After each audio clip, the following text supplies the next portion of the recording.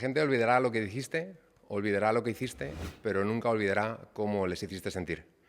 Con esta frase de la gran Maya Angelou, por todos conocidos, arrancamos nuestro podcast de hoy, que trata sobre diversidad e inclusión. Y hoy tenemos el placer de tener con nosotros, muchas gracias por venir, a Pablo García, que es director de Comunicación y Marketing de la Fundación ADECO, con la que nosotros tenemos una colaboración muy especial.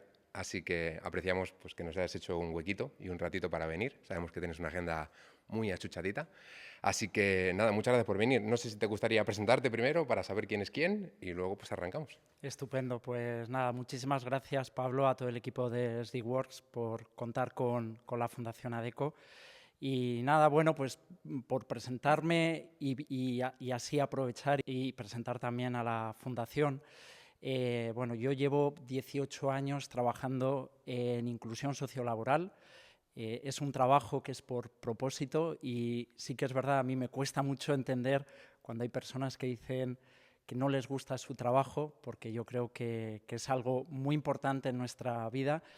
Y por ello, pues vengo trabajando desde hace mucho tiempo en ayudar a aquellas personas de la sociedad española que se encuentran en una situación de especial vulnerabilidad. En España se habla aproximadamente de que hay entre 8 y 12 millones de personas que están en situación de exclusión social. Estamos hablando de un 25,8% de la población. Total. Y por lo tanto, pues hoy, 2025, pues creo que nuestro propósito corporativo y también al final pues mi propósito personal y profesional, yo creo que tiene mucho sentido. Puede parecer que en un país como en España no fuera tan necesario, pero las cifras nos dicen que es más necesario casi que nunca. Total.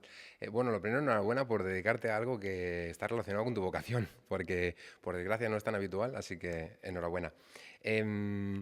¿Cuáles son esas partes de la sociedad española o esas partes de la población a las que ayudáis, en las que más os enfocáis?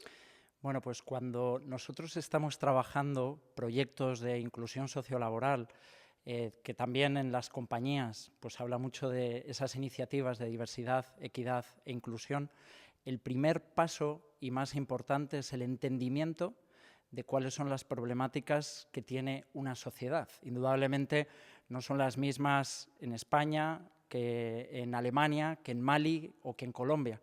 Los retos van a ser muy diferentes. Nosotros, en nuestro caso, en España, tenemos el Observatorio de la Vulnerabilidad y el Empleo, que es un observatorio que lo que nos permite y en lo que nos ayuda es a identificar en cada momento cuáles son los grandes retos para el desarrollo humano y social que hay en España. En ese sentido, nosotros ahora tenemos identificados una serie de brechas sociales que son relevantes y a las cuales estamos atendiendo, y uno de los focos más importantes en los que estamos trabajando es en la inclusión de personas con discapacidad. Ya hablaremos un poco de ello, pero la discapacidad es muy amplia.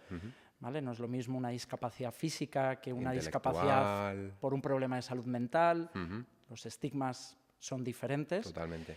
Por lo tanto, toda la parte de discapacidad. Estamos abordando un reto tan relevante como es el talento senior, con unos niveles de edadismo bastante relevantes y que además es un pelín contradictorio en un momento de escasez de talento, donde tenemos que aprovechar todo el talento disponible, pero es una realidad que también está sucediendo en España. Y aparte, bueno, hay una serie de brechas que venimos trabajando, yo creo, históricamente en España, como es la brecha en la participación de la mujer, sobre todo en determinados sectores, pero todavía existen brechas en ámbitos relacionados con el género y luego algunas problemáticas específicas de la mujer, como es la violencia de género, víctimas de trata, que puede parecer que eso es de fuera de España, que no están de fuera. pero que no están de fuera. Y luego, bueno, yo creo que el reto migratorio que estamos viviendo en España actualmente es un reto enorme, muy relevante, que tenemos que convertirlo en oportunidad, porque yo creo que hay una gran oportunidad en todos estos retos que estamos hablando. Hay una dificultad, pero también hay una grandísima oportunidad para las empresas, para el mercado laboral, y que tenemos que saber bien cómo enfocarlo y aprovecharlo. Totalmente. Antes comentabas que llevas 18 años trabajando dentro del ámbito de la diversidad, de la inclusión, intentando buscar oportunidades y apoyando. En tu experiencia, ¿has identificado algún mercado, alguna industria específica que tenga, por así decirlo, mayor compromiso con la diversidad, con la inclusión? Bueno, en esto siempre nosotros lo que trasladamos es que más que de industrias y casi de empresas, muchas veces es de personas. O sea, hay un componente de liderazgo muy importante, y luego sí que es verdad que la cultura corporativa que se haya ido construyendo a lo largo de los años también marca un poco También ayuda. cómo es la empresa.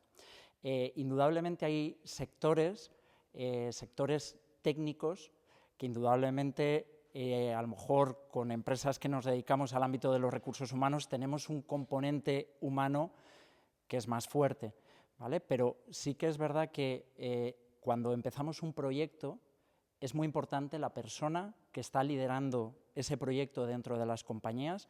Creo que las áreas de recursos humanos ayudan a humanizar cualquier tipo de sector y cualquier tipo de ámbito. Por lo tanto, departamentos de recursos humanos críticos, y luego muy importante el liderazgo. Ahí estamos trabajando con muchas compañías también un estilo de liderazgo que está evolucionando y que está cambiando, y que yo creo que va más enfocado a sacar el máximo rendimiento de un equipo. Por lo tanto, el estilo de liderazgo también condiciona en la igualdad de oportunidades, en la inclusión de determinados perfiles que pueden ser neurodiversos, por ejemplo, o que son distintos a lo convencional, pero que tienen mucho que aportar al ámbito empresarial. Si tuvieras que describir los beneficios o qué pueden aportar, ¿no?, ese tipo de perfiles, ¿cuáles serían? ¿Cuáles se te vienen a la cabeza? Bueno, aquí yo creo que es muy importante cuando vas a hacer una composición de un equipo, ¿vale? Yo creo que es muy importante saber qué es lo que quieres que aporte cada persona, ¿vale? Cuando hablamos del ámbito de la discapacidad, cada persona es única, porque muchas veces lo que tendemos a hacer es etiquetar a que las personas con síndrome de Down son amorosas.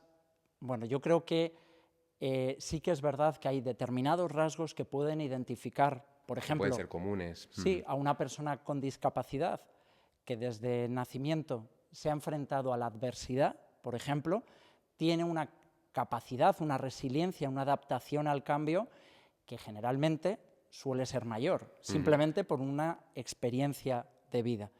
Pero creo que también etiquetar a las personas por un rasgo determinado, creo que también nos puede perjudicar, ¿vale? Por lo tanto, muy importante cuando vamos a incorporar una persona con discapacidad o una persona que ha vivido una experiencia vital compleja, como es la violencia de género, o cualquier aspecto de la vida, creo que es muy importante poner el foco en cada persona, porque es muy importante la diversidad, pero también es muy importante la unicidad, es decir, que cada persona es única y que no le define un solo factor. Es decir, tú puedes tener una discapacidad, pero que lo que te sea más limitante no tenga nada que ver con esa situación o con esa condición.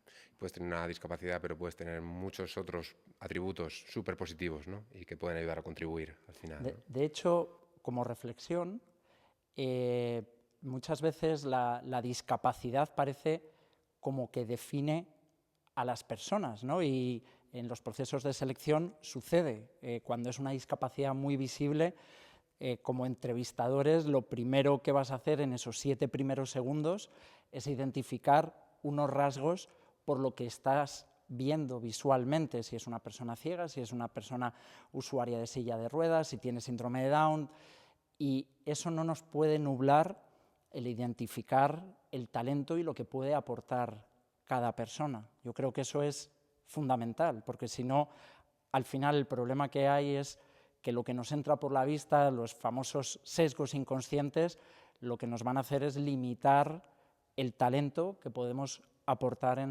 a las empresas, ¿no? Es curioso. Nosotros tuvimos la oportunidad de conocer, de reunirnos con Pablo Pineda, uno de vuestros embajadores, hace unos meses. Fue una reunión fantástica, lo disfrutamos muchísimo, tanto yo como mi compañero Carlos. Y en bambalinas, él hizo un comentario que ahora mismo se me ha venido a la cabeza justo por lo que tú comentabas. Él nos dijo: a veces yo mismo caigo en los prejuicios contra los que lucho. Contra los que lucho, ¿no? Sí. A veces yo mismo caigo en los prejuicios contra los que lucho.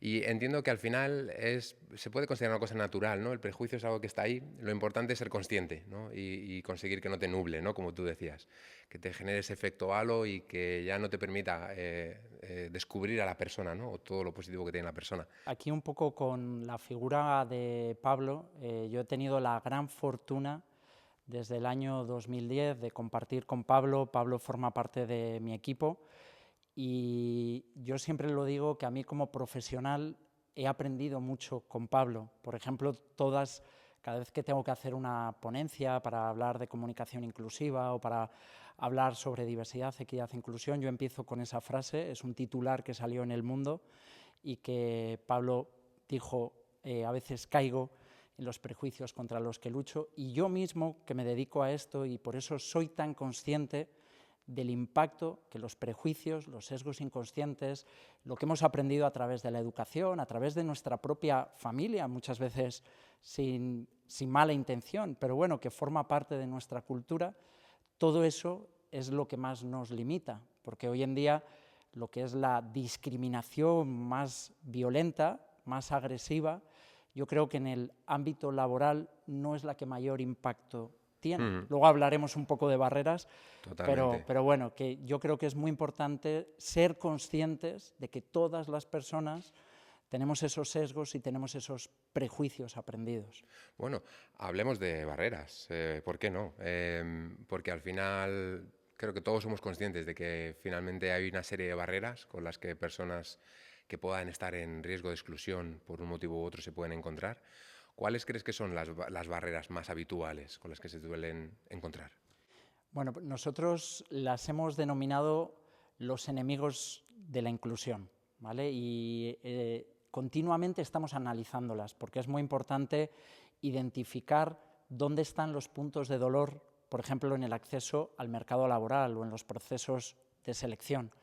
Y es muy importante saber cómo han evolucionado. El mundo de la discapacidad, lo que es su inclusión, nace a principios de los 80, es la primera normativa que hay, y desde entonces nos hemos tenido que ir enfrentando a distintos enemigos. En aquella época, sobre todo, la sobreprotección ha hecho muchísimo daño. Es uno de los grandes enemigos muchas veces. Es un enemigo que tiene cara buena. Sí, una intención positiva, quizás. Tiene una intención positiva, pero tiene un impacto sobre la vida de las personas que es muy importante. Indudablemente la sobreprotección nace en la familia, pero también vemos conductas de sobreprotección en la sociedad y en las empresas. Por lo tanto, me atrevería a decir que todavía hoy la sobreprotección nos puede impactar y hacer mucho daño. A una persona que no se le exige es una persona que no crece. Y por lo tanto, a una persona con discapacidad hay que exigirle por su bien. Por lo tanto, sobreprotección, 1. 2, yo creo que cada vez sucede menos, pero todavía hay discriminación, ¿vale? Yo hace no mucho tiempo en una empresa nos decía el departamento que se dedica a toda la parte de salud, decía: lo siento, pero es que nosotros en nuestra compañía no contratamos minusválidos, ¿vale? Claro, ya solamente en la forma de transmitirlo había mucho desconocimiento de lo que es la discapacidad, de la evolución que ha experimentado la discapacidad, del propio concepto tanto social como administrativo. Hay mucho desconocimiento, ¿vale? Por lo tanto, yo creo que hay conductas discriminatorias, todavía suceden, pero también creo que la sociedad ha avanzado muchísimo, hay más conocimiento y no existe una discriminación tan violenta o tan agresiva. Pero hemos hablado un poquito de los sesgos inconscientes y de los prejuicios que arrastramos, que posiblemente afecten en este caso a personas con problemas de salud mental, discapacidades por salud mental, o en el mundo del autismo todavía hay mucho desconocimiento, discapacidad intelectual, o sea, son ámbitos de la discapacidad que todavía existe mucho estigma. Hemos avanzado, pero todavía existe.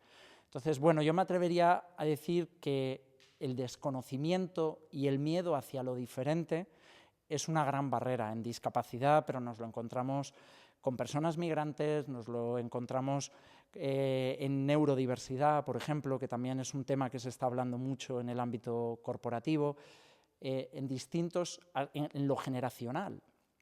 Es decir, cuando cogemos generaciones diferentes, si como compañía no nos acercamos a los intereses y a cómo enfocan el mundo del empleo esas distintas generaciones, si hay una gran distancia con cada generación, también vamos a tener dificultad para crear equipos colaborativos con personas de generaciones distintas.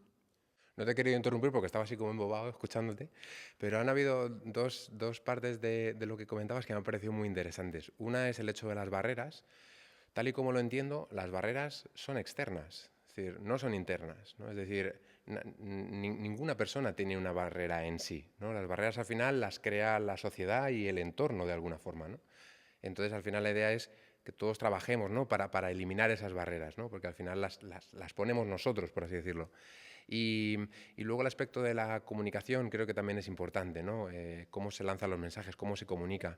Y creo que ha habido un hito recientemente bastante importante, ¿no? Ha habido un cambio en la Constitución, si no me equivoco, ¿no? Sí. Que puede parecer algo menor, pero que creo que es muy significativo, ¿no? Al final. Para que nos hagamos una idea de la magnitud del cambio a nivel lingüístico y el impacto que tiene el lenguaje también en la sociedad, pensemos que el año 1980 fue el año mundial del subnormal. 1980, es decir, no estamos hablando tan lejos de hace tanto tiempo. Desde 1980, en el año 1982, se creó la primera ley de inclusión. En aquel momento se llamaba la Ley de Integración Social del Minusválido, ¿vale? Todavía la palabra minusválido fue una evolución para otras palabras como disminuido, como deficiente, como subnormal, y avanzamos a minusválido. Hoy en día minusválido también es una palabra peyorativa. Hemos ido avanzando en las palabras, la Constitución también arrastraba muchas de estas palabras. Efectivamente, el año pasado, o hace quizás sean 2, ha habido un cambio en la Constitución que yo creo que tanto familias como las propias personas con discapacidad, para sentirse también más confortables en el concepto, yo creo que celebran la evolución de las palabras, que como digo, no solamente es la palabra, es la mentalidad de la sociedad que utiliza las palabras, ¿no? Es lo que hay detrás, totalmente. Al final, puede parecer un cambio pequeño, ¿no? Pero creo que al final demuestra que el enfoque quizás a lo largo de los años ha ido cambiando un poco.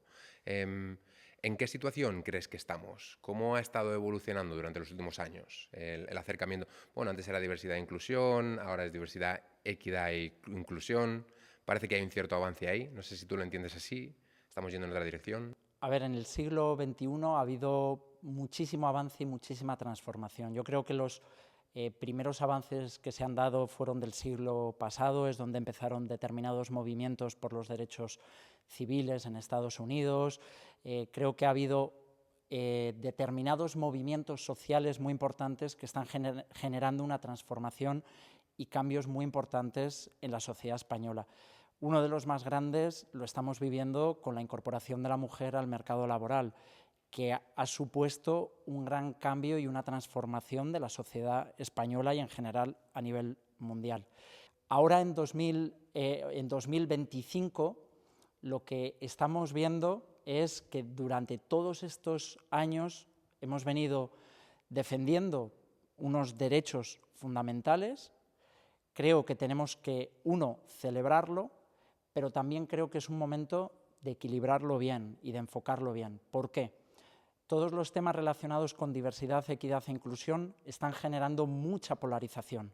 Se han politizado, se han ideologizado y no se han visto como algo que es propio del bien común, de la ética personal, es natural, de la ética profesional y de la ética corporativa, y que por lo tanto tenemos una serie de retos como sociedad, una sociedad que aspira a ser una democracia plena y a defender los valores democráticos. Por lo tanto, en esa democracia y en esos valores fundamentales tenemos que defender la igualdad, la equidad, la inclusión de las personas más vulnerables, y creo que ahí estamos en un momento que es muy importante el equilibrar todos estos conceptos y realmente apostar por las personas.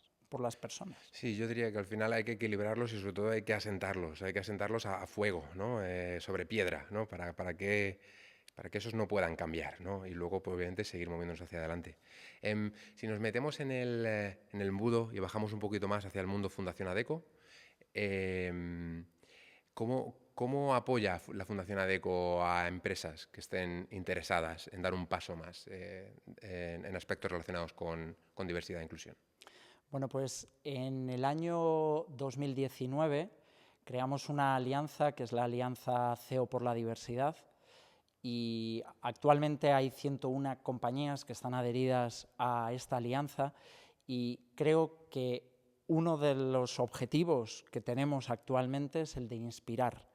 Es decir, enfocar muy bien y ayudar a entender a las empresas cuál es el impacto y cuáles son los grandes retos que tenemos que abordar desde el ámbito empresarial. Por lo tanto, inspirar y ayudar a entender cuál es el problema y cuáles son las soluciones que podemos aplicar desde las empresas.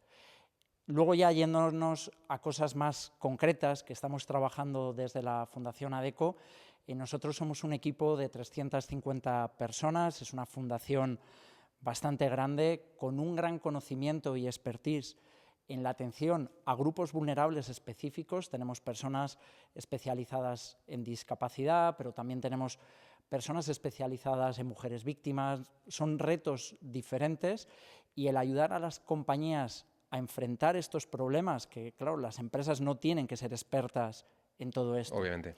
Por lo tanto, ayudarlas a cómo transformar los procesos, formar a sus equipos, prepararles para asegurar que se produce la inclusión laboral de manera satisfactoria para la empresa y también para la persona.